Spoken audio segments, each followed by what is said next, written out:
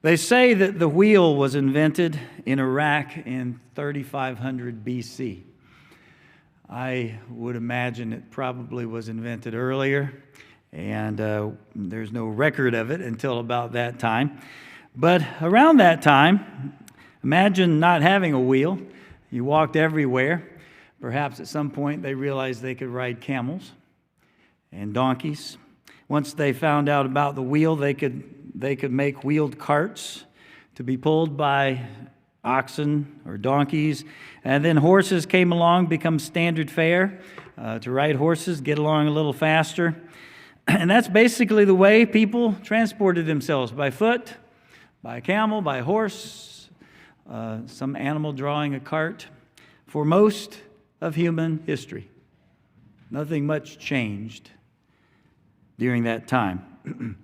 But about the 18th century, the steam engine was invented, and the first steam-powered locomotive was built in 1804, and it changed everything.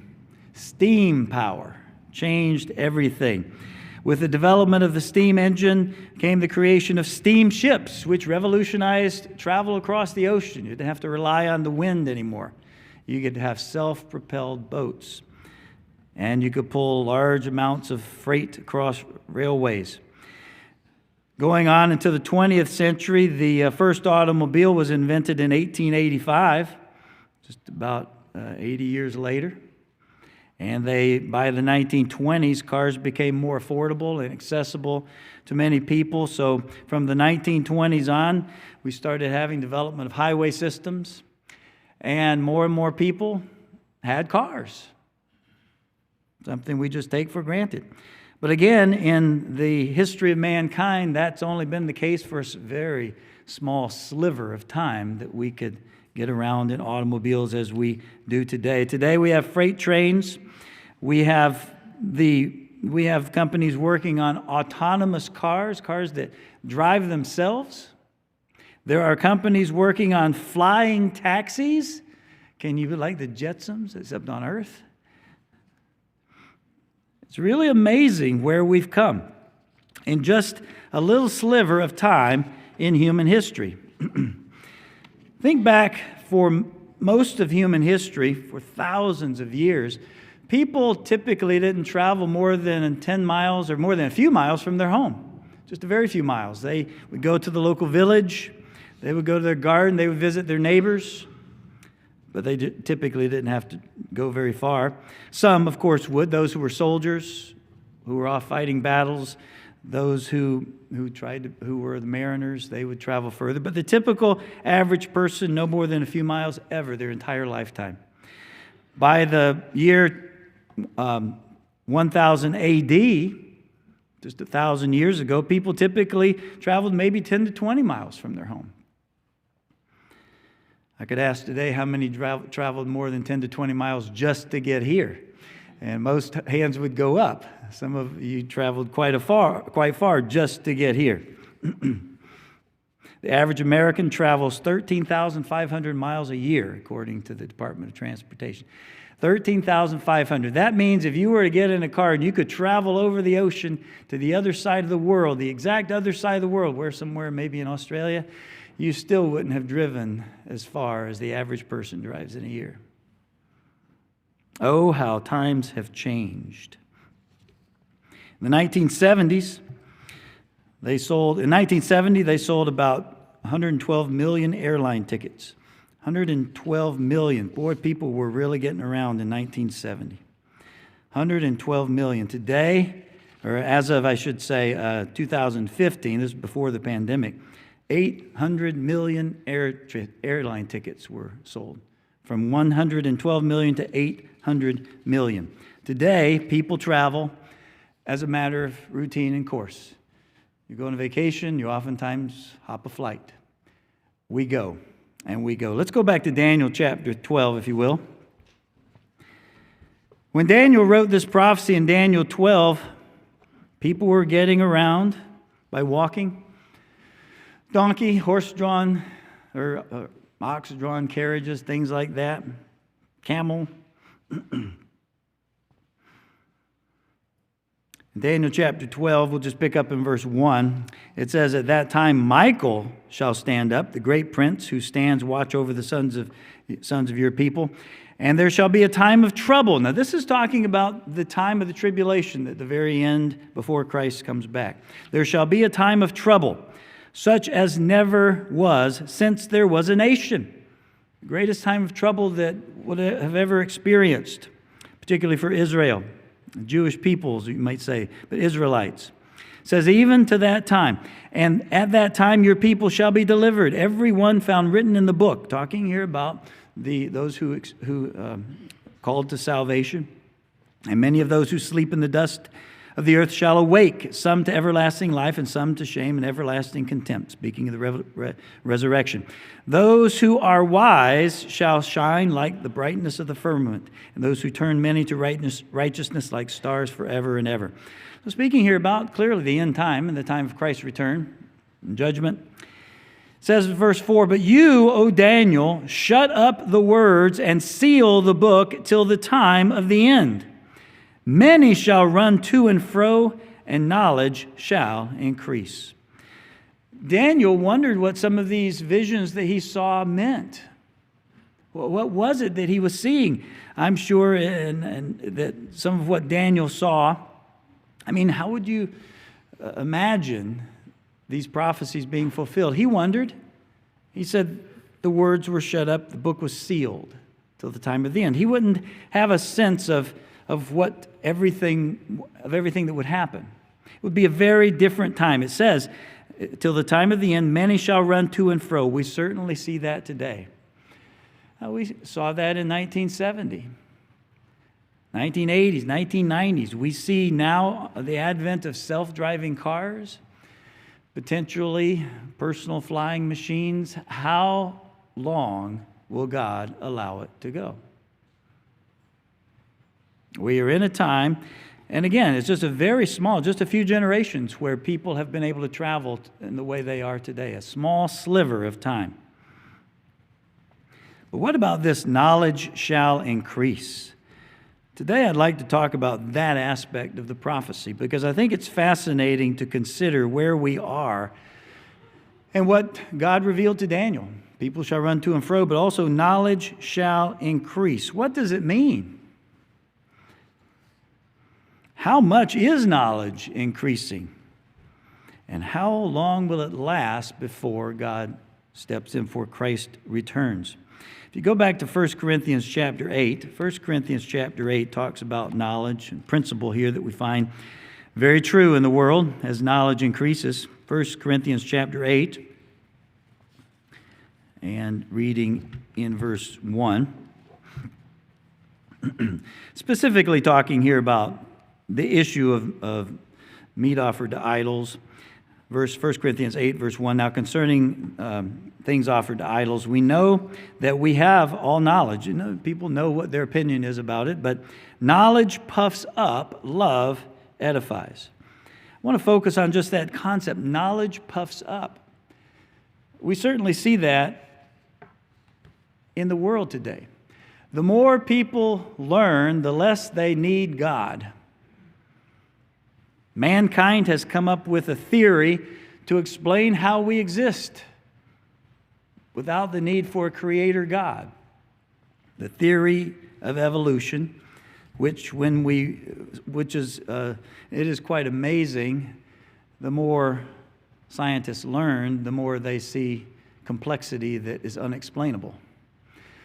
I think it's quite amazing that God has done that. He didn't create a cell that does everything. He created things smaller than that. He created atoms. He created atoms that exist in a world that's beyond anything we can understand in terms of modern physics. The more we learn, the more we see we don't know. The more we learn, the more we see the evidence of something created it.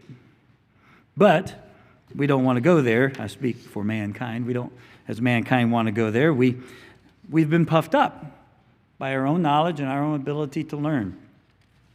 We don't need God. But when we read the words, knowledge shall increase, I wonder what Daniel thought about that when he thought, knowledge shall increase. kind of knowledge? How will knowledge increase? How did people long before the Industrial Revolution and before we experienced the amazing increase in knowledge that we have in our lifetime, how did they think of this verse? How did they understand it? Well, they probably wouldn't have understood it the way we see it. In the Jewish Talmud, it typically is understood as spiritual knowledge will increase. Not the knowledge of technology or machines or things like that. Those would have been probably strange words for them. But spiritual knowledge will increase is the way some of the Jewish rabbis considered it. We have comments in the Dead Sea Scrolls that indicate that some of them understood that secret knowledge would be revealed. Of course, we have in the New Testament times the idea of Gnosticism, that salvation isn't through Jesus Christ, but it's through knowledge of certain secrets. And that's been prevalent in history. That's a way that some have interpreted this. But most modern interpretations interpret it just the way we do. That the knowledge of science, the knowledge of things in general, technology would increase. Why do we see it so easily? Because we live in that time, don't we? It's evident. I think Daniel would be amazed. And the fact is, the more we look into it today, the more amazing it is for us to imagine where we are in terms of this description of the end time being fulfilled. We live in a time that it's almost impossible to imagine how fast knowledge is increasing and will increase in the years ahead. We'll talk a little bit about that.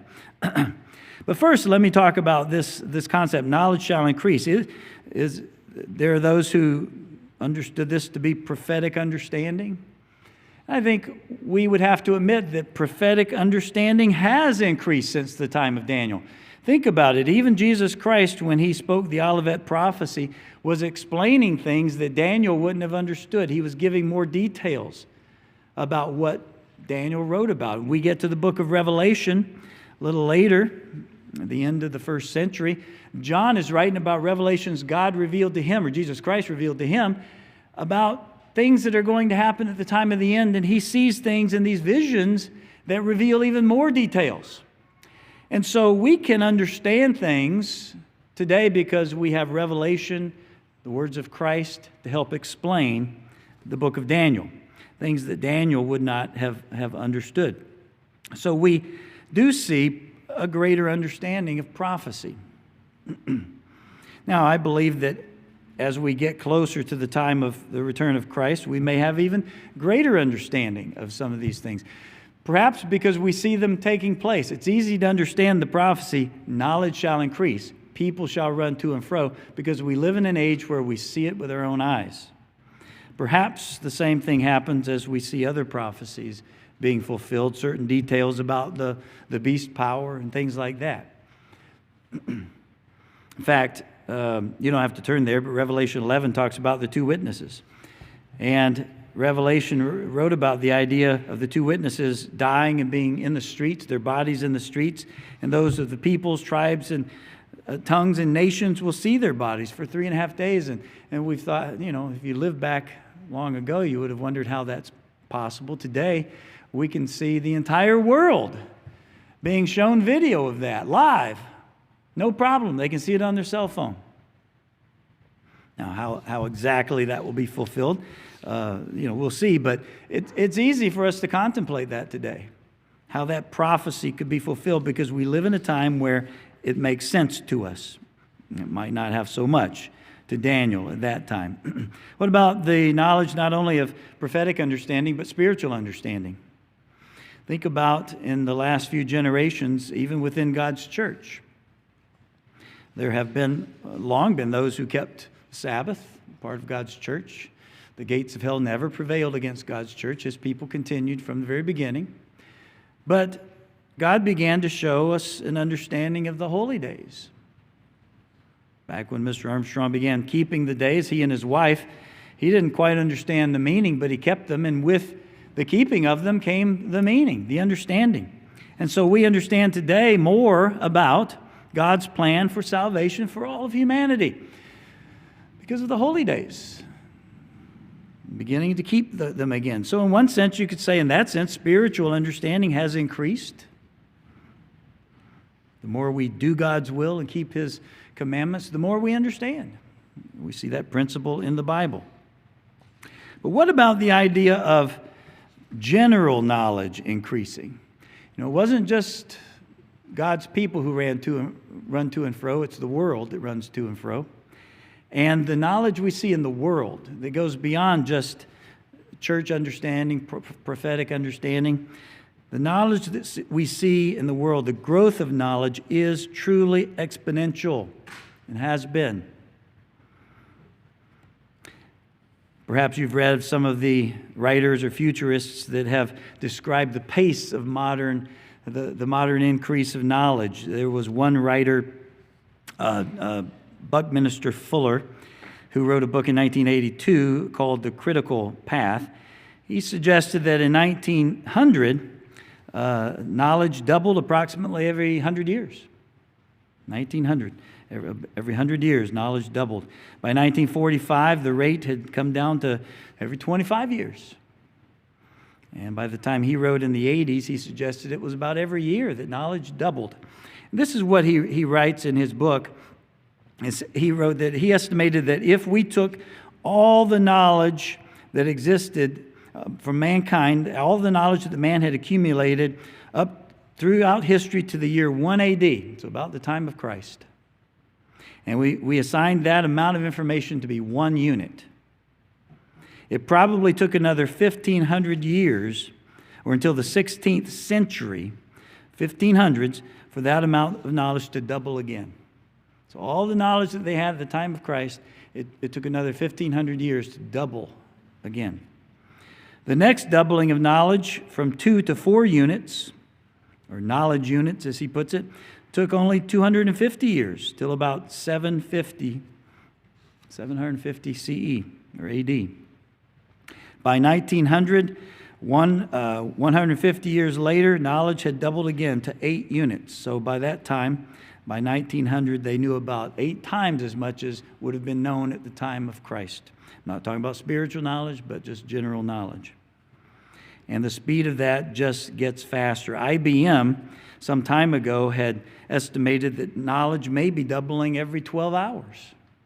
Now, not everybody agrees with that, but it's astounding to think that anyone could think that might be possible. Some researchers think that we've reached a rate that's as high as every few months or every few weeks that knowledge doubles. How is that possible? How have we reached the point where knowledge can double in a few months, a few weeks, a few hours? It's hard to tell. It's impossible to gauge that figure exactly because the growth of knowledge is so complex. But they recognize that in certain fields, knowledge is increasing so fast that even specialists can't keep up. It used to be that you were a doctor. You could fix whatever needed to be fixed. Nowadays, you have to become a cardiologist, specialize in knowledge of the heart. But today, there's so much new information being learned about even that one field that doctors can't keep up with it. You have to have specialized cardiologists. There's just too much information for any one person to keep up with. Knowledge is increasing dramatically, truly is. In some fields, much more than in other fields. Bottom line, regardless of how fast it's doubling, weeks, months, hours, everyone agrees that there is an exponential increase in knowledge. We could talk for probably hours about how it started, when it began. We could go back to the printing press and the ability to publish books. But even back then, only certain people could have books. Only then you had to be pretty wealthy or access to specialized equipment and things. You had Isaac Newton, knew a tremendous amount of information. Amazing mind he had. But the information in his mind didn't get disseminated. There were inventors that invented things that didn't get attributed to them because they never told anybody they invented it. We found it in their notes years later. It just didn't get disseminated. Certain people knew things, But with the advent of the internet, with publishing in general, but especially the internet, even the lowliest of us can learn as much as we want about any subject. That has never been the case in human history. Even when knowledge doubled, there were only a few who knew what that knowledge was. Now, every single one of us can delve into a subject to the degree that we want. We could spend a lifetime learning something, and it doesn't matter how much money we have. In fact, in developing nations, more and more, they have access to the internet, cell phones. They skipped all the way to internet and cell phone in many cases, and they have access to tremendous amounts of information. Today is different than 10 years ago. The prophecy, knowledge shall increase, is reaching a point that's almost unfathomable to consider. How much knowledge do we have today? I can't even imagine. And that doubling in the next few months? It's almost like discussing how far space is, how far space goes out, how long 1,000 light years is. We can't even fathom it. There's so much information. And today we run into another factor that has been in the news. Artificial intelligence. And it's been in the news particularly in the last few months because of access of any of us. I had to get on a list to have access to Google's Bard, and I never checked my Gmail. So at some point I found an email saying I now have access to Bard. I can ask artificial intelligence anything I want to in the world. First time I discovered ChatGPT, I made a few calls to friends and said, "Have you seen this? Write any question you want." Now, sometimes it gets it wrong, but oftentimes it gets it right. Write any question you want. See what comes up. It's like having a little chat with the smartest person in the world. Now, I'm not talking about the most wise person or anything. I'm just saying person who has access to everything that has ever been published on the internet and every book that's out there, programmed to know it. Actually, not programmed to know it. We'll talk about that in a little bit, but knows all of that. There was a book I couldn't get a hold of. Last time I gave a sermon, I think on the Holy Day, I think when I talked about doubt, there was a book I couldn't get a hold of that I wanted. And I asked, "Can you summarize this book for me?" And it did in a few seconds. And I realized that the information in that book is not something I would want anyway. It wasn't something going down the lines I was looking for. Little old me has access to anything I want today. I can ask any question I want, and whatever information has been published on it, it's there. It can come right up. Google's definition of artificial intelligence is this. I Googled this. On an operational level for business use, AI is a set of technologies that are based primarily on machine learning. Now, get that word, machine learning. Not information that humans have learned and put into a machine, but machine learning. And what's called deep learning. Now, I don't pretend to know everything about any of this, but deep learning sounds pretty deep. They use data analysis. These computers make predictions. They use forecasting, object categorization, natural language processing, which is what, if you go to ChatGPT, it's doing natural language processing. Makes recommendation, intelligent data retrieval, and more. I ask ChatGPT to describe AI, artificial intelligence.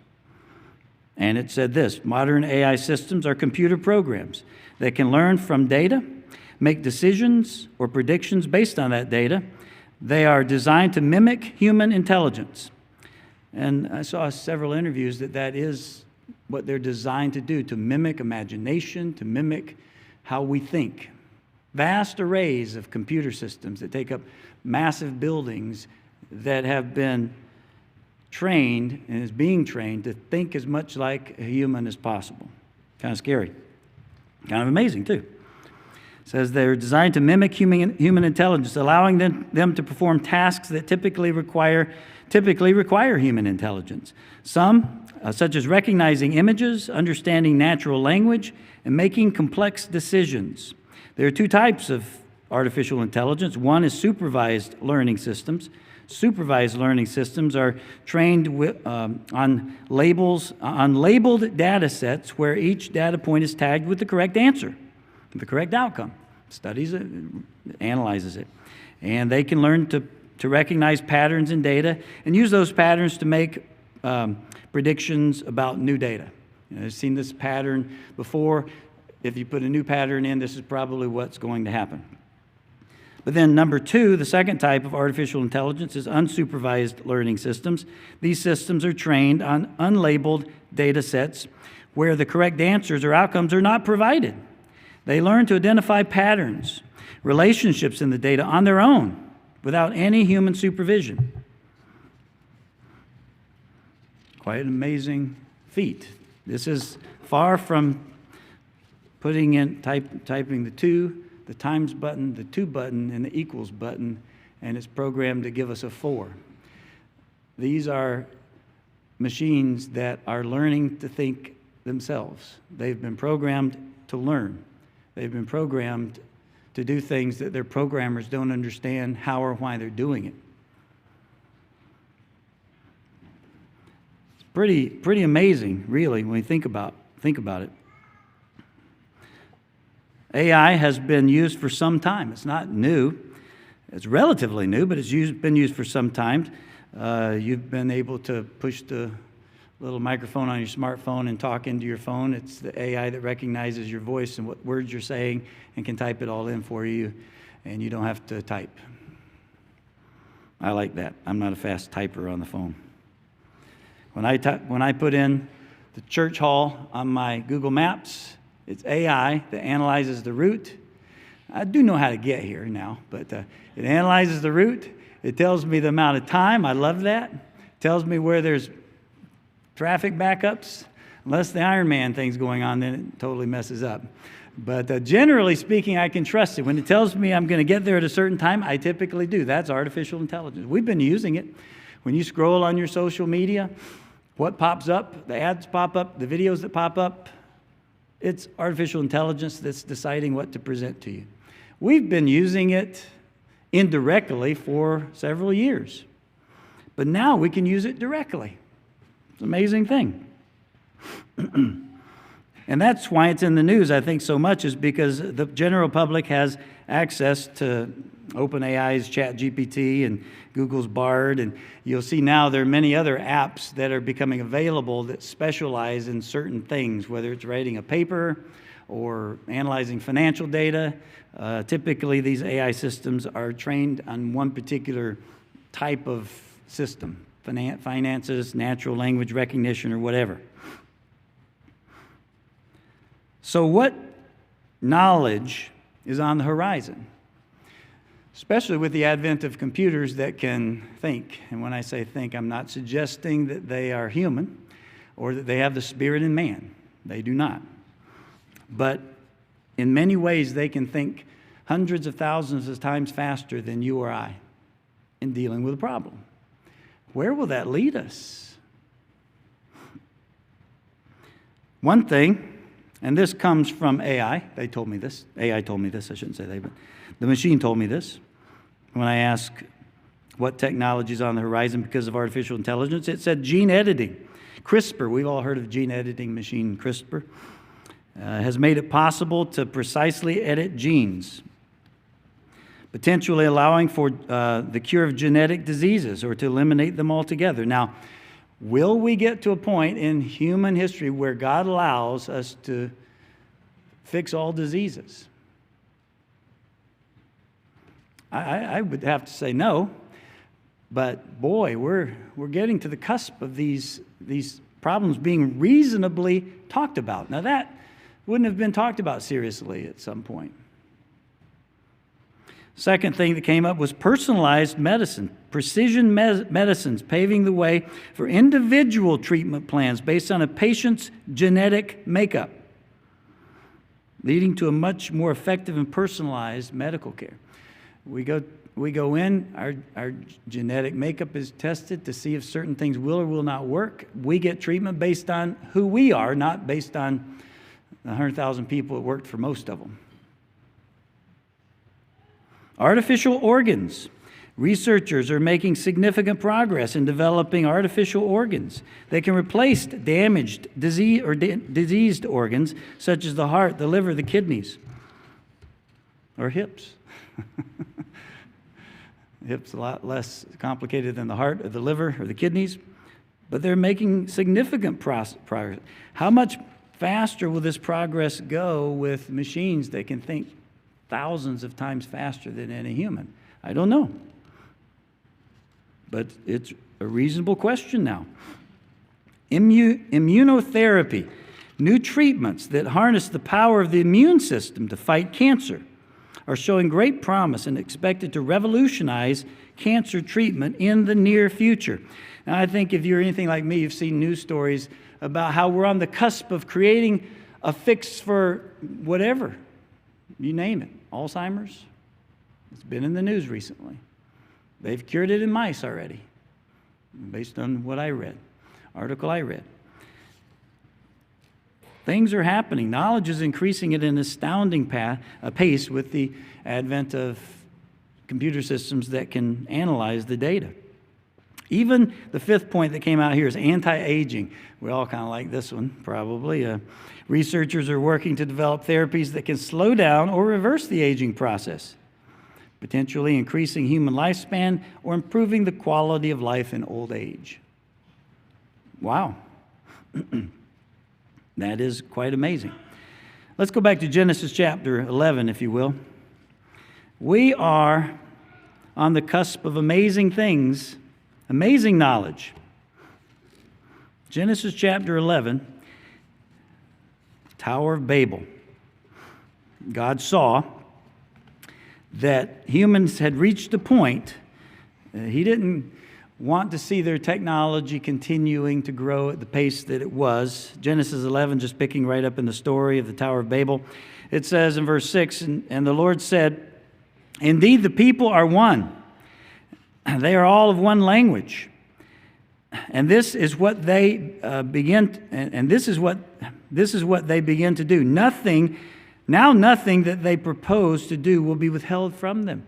They were getting to the point where what they proposed to do, they were actually accomplishing. I think we typically have read into this, their technology was growing. They were communicating all together, and God wanted it to slow down. God had a plan. We weren't going to get to flying cars in 1000 AD. At what point will God again become concerned? How long will God allow it to go? Now, there are advantages to the knowledge that we see. We will all benefit in one way or another, or probably have, from certainly computer technology and even artificial intelligence. One article I read talked about how AI will have a significant impact on the diagnosing of diseases, analyzing X-rays, MRIs, CT scans, algorithms that can identify patterns and abnormalities. It's already been found in one study that AI, in analyzing CT scans, was 97% accurate in reporting cancer, finding sometimes cancer where the human eye didn't find it. We will benefit from that kind of amazing technology and knowledge. Algorithms will also be used to analyze large data sets of genetic and molecular data to identify potential new drug targets for diseases, to cure cancer and Alzheimer's. Even the drugs will become much more targeted. It will lead to advances in finance, education, transportation. It's already allowing for self-driving cars to be aware. The machine can be aware of what's around it and make decisions based on what it sees happening. That is because of artificial intelligence that can make that kind of thing happen. Breakthroughs in manufacturing, material sciences, energy. Some even think, and some of the wealthy individuals of our world are investing in fusion. Not nuclear fission, which our nuclear power knows how to do, but the energy that the sun is made of, fusion, nuclear fusion. We haven't been able to attain it without putting more energy into the system than we get out. But there must be a way to get more energy out of fusion than we put in. That would revolutionize energy beyond imagination. Free energy for the world. Will we get there? Will we? Will God allow us? Maybe I'm saying that wrong. Maybe it's not so much that God allow it, so much as what will we do with it?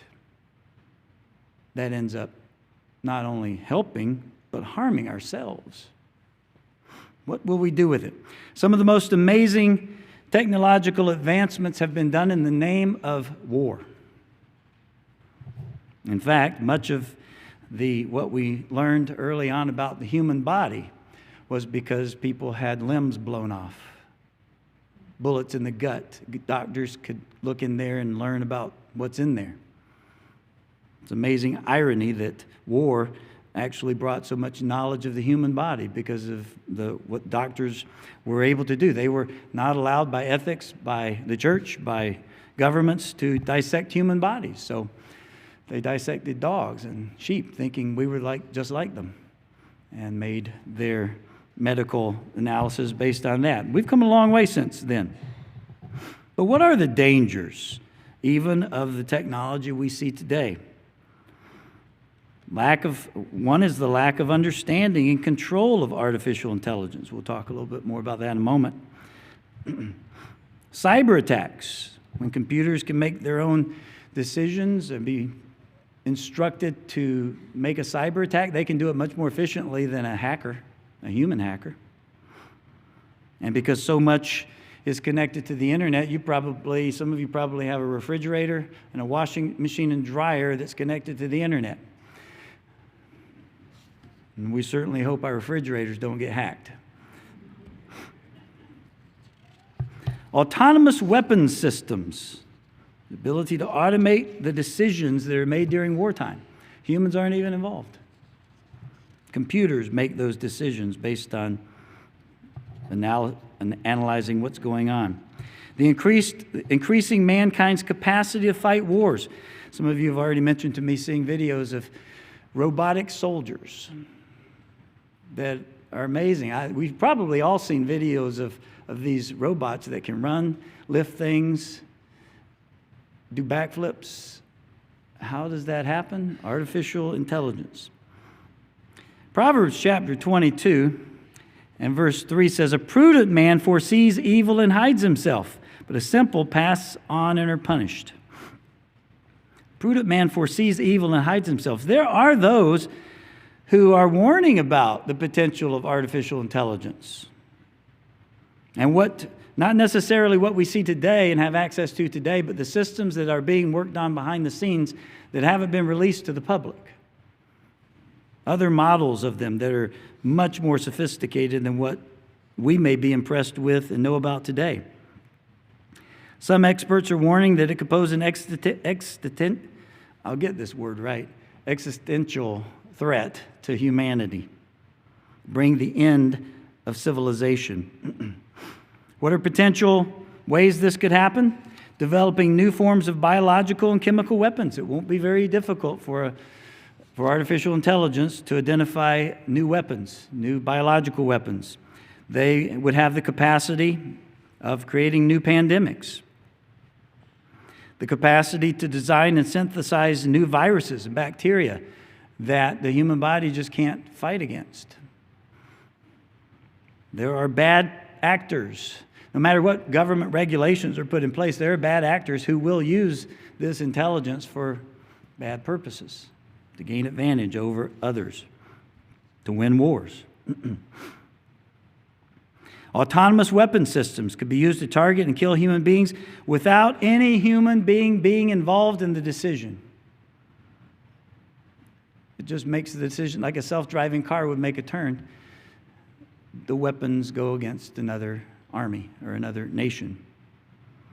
These could be used by not only states, but non-state actors, private companies intent on making war against other nations or other peoples for their own purposes. There are concerns about, quote, runaway scenarios where AI becomes more advanced and begins to operate autonomously and in a way that's not in alignment with human interests. Time magazine, back in March 29th, Eliezer Yudkowsky is an individual who has been leading research in machine intelligence research at the Machine Intelligence Research Institute. He's been working on aligning artificial general intelligence since 2001.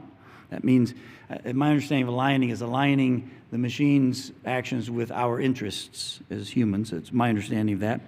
He's widely regarded as a founder in his field. He wrote in that issue of Time magazine, he wrote, many researchers steeped in these issues having to do with artificial intelligence, including myself, expect that the most likely result of building superhumanly smart AI is under anything remotely like the circumstances that we find today. He says, is that literally everyone on earth will die. That's what he writes. Not a maybe, possibly, some remote chance, but in that it is obvious that it's an obvious thing that would happen. Now, this is somebody involved in the design of AI writing this. There was a recent Jerusalem Post article that identified those scientists that are working on AI, and it says that fully 1/3 think that it could lead to disaster. 1/3 of those who are working in the field acknowledge that this could be something that gets beyond our control. Will government controls work? Some have called for it. Not everybody obeys the law when they see a benefit for themselves. Is it too late? There is a way that seems right to a man, but the end is the way of death, as it says in Proverbs 14:12. For many people, this is a wonderful thing, and it will bring wonderful helps.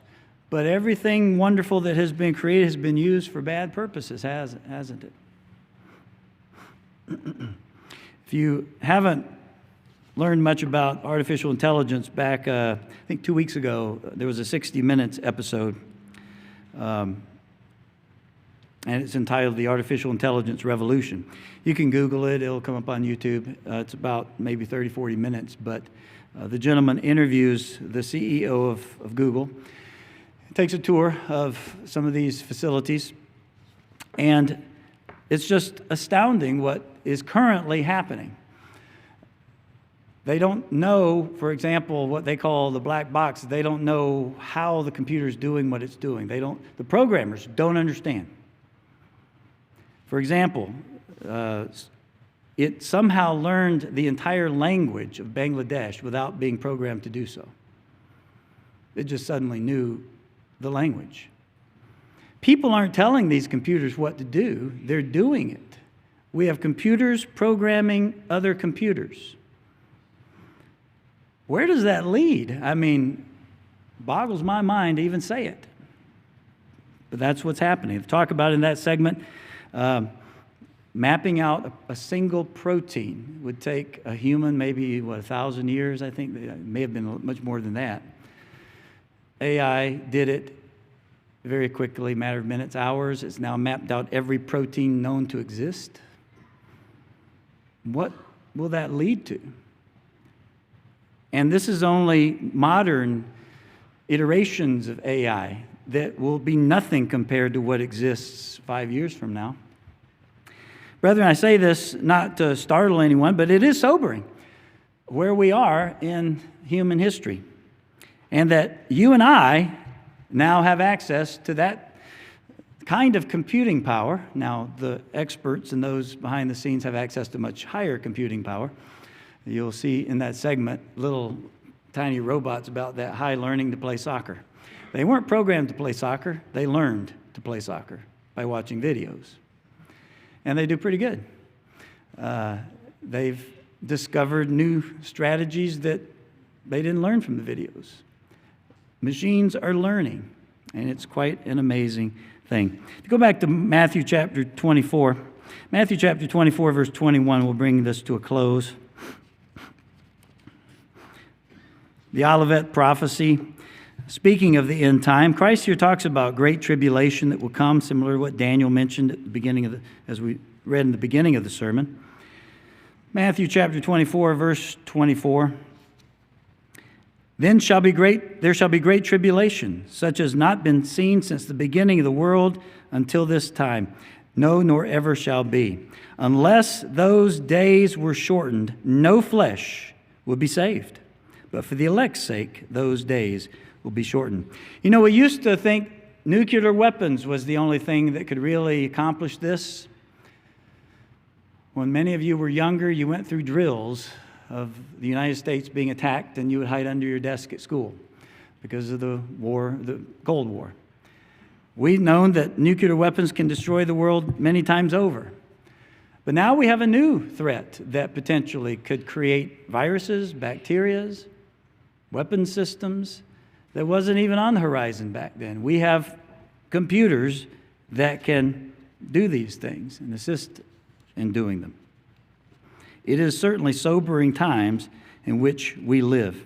We can't do anything about that. That's the time we live. We can benefit from the better medical scans, things like that, perhaps catching cancer early. We will reap some of those benefits, but we will be wary of where this technology leads.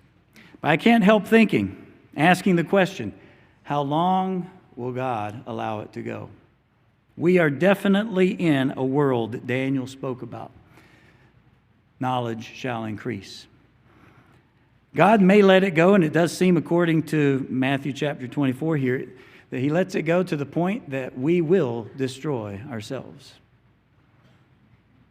Everyone, even those who are being treated for amazing diseases, they won't get along with each other, and we will go to war and destroy ourselves. We certainly have reached that point, and it may be that computers make those decisions for us. Who knows? You've got doomsayers, and you've got people who are very excited about the technology, and I don't mean to take one side or the other, but I do believe that we're living in a time where prophecy is being fulfilled. We can't change it. We can't control it. We may benefit from it in some ways, but what can we do? I think as we see the day approaching and we see the times that we live in, it's so important to remember that knowledge without true understanding and without godly wisdom leads to destruction. Knowledge puffs up. This world will learn more and more and more, but without the wisdom that comes from God's Word and God's Spirit, it will lead to destruction. We have access to God's Spirit and understanding of God's Word that we can grow in the right kind of knowledge. And that's, brethren, what we need to be focusing on. Growing in the right kind of knowledge. Studying to know more about God's Word. That's where it really counts. This is where salvation comes in. Worldly knowledge leads ultimately to destruction. Godly knowledge leads to right. Let's conclude in Isaiah chapter 11. Isaiah chapter 11. We look forward to a time that knowledge shall increase. The right kind of knowledge. Nothing wrong with knowledge increasing. It just needs to be godly. It needs to be accompanied by wisdom and understanding. Isaiah chapter 11. Isaiah 11, verse 9. Isaiah 11, verse 9. Speaking of the time of the millennium after Christ returns, it says, "They shall not hurt nor destroy in all my holy mountain." There won't be any war. Won't be using knowledge to harm people. "They shall not hurt or destroy all my holy mountain. For the earth shall be full of the knowledge of God as the waters cover the sea."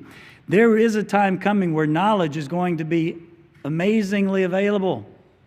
But it's going to be the kind of knowledge that leads to love, leads to peace, prosperity for all of mankind. Brethren, as we think about the times that we live in, the sobering times that they are, let us remember this time is coming, a wonderful time, and let us be praying, Thy kingdom come.